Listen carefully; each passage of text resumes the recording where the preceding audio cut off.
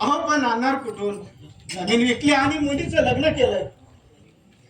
दरिद्री रे दरिद्री म्हणे आणणार कुठून? अहो पदरमोड करायला नको आणि आलेत लेकी आणि जावईला भेटायला आणि आणलंय काय? हे हे लाडू आणलेत. हा हा म्हणावं बसून इथं. माई अगं बाई बोललीस तू. अगं खूप मोलाची वस्तू आणली ग तुझ्या बापाने. खूप खूप अपुरूपीची वस्तू आणली. अगं कुत्र तरी तोंड लावेल का त्याला? म्हणे माई बाबा तुम्ही निघा म्हटलं आता. अहो अहो पण एवढ्या रात्री?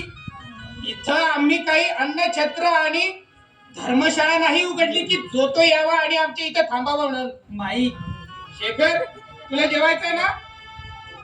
तुम्हालाही गिरायचं असेल उपवास केला तर चालणार नाही तुमच्या नावाने. काय म्हणाला? काही नाही. चला निघा म्हटलं जेवायला. मलाही भूक लागली माई. बस तुम्ही मी देतो तुला. बाबा ऐकायला नाही येत का? निघा म्हटलं आता इथून. आले रिकाम्या हाताला. हात हलवत इथं.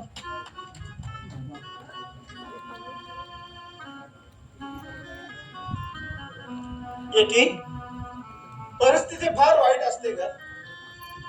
आज काही घेऊन आलं असतं तर ही वेळ माझ्यावर आली नसती.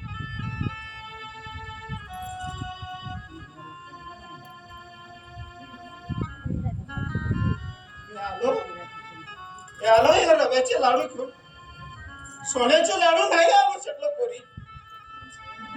मी माईच्या पाकात भावनाचा रवा घालून हे लाडू बांधले. पण पैशाच्या अवजार नाचणाऱ्या लोकांना त्याची कदर नाही पोरी. बाबा वनिता बेटी देव पण किती क्रूर आहे ग. माझ्यासारख्या गरीब बापाच्या पोटीच मुलीला जन्माला घालतो. बाबा अगं, माझ्या अपमानाचं काही वाटत नाही. पण पोरी तुला सारखी जपली मी. तुला गळ हातावरच्या फळासारखी जपली. आणि तुझ्या नशिबी हे दिवस. अरे देवा असा कोणता गुन्हा केला होता मी की त्याची शिक्षा माझ्या ह्या कोकराला देतो आहे. अरे असं कोणतं पाप केलं होतं मी की त्याचं प्रायश्चित्त माझ्या ह्या लेकराला भोगायला लागतो आहे.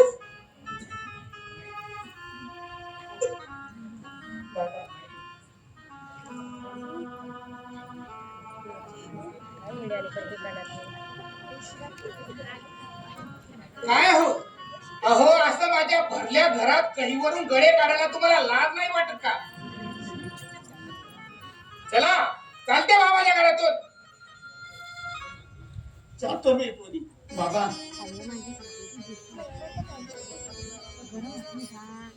अहो मुलीच्या असं सुखी संसारात असे ढसा रडायला लाज नाही वाटत का तुम्हाला? चला निघा म्हटलं माझ्या घरातून. निघा.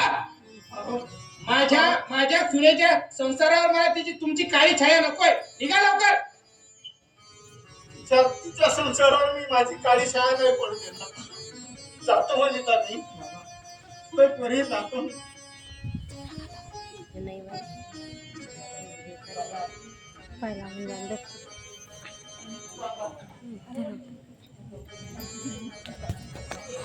तू कुठं निघालीस कटवले? आई ग बाई. तू कुठं निघालीस? मी तुला अशी जाऊ देणार आहे? बाई सोडा ना.